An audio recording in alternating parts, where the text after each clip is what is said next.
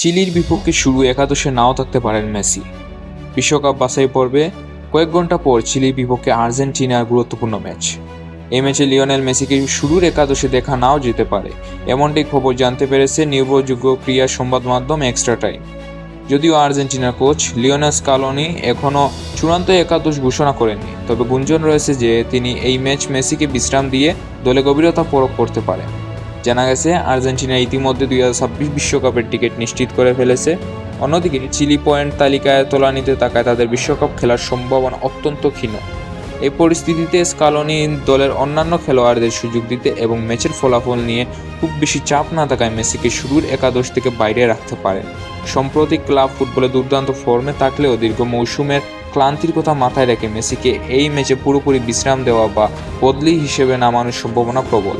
Extra time সূত্রে জানা গেছে স্কালোনি দলের আরও কিছু তরুণ খেলোয়াড়কে সুযোগ দিতে আগ্রহী, যারা অতীতে কম সুযোগ পেয়েছেন।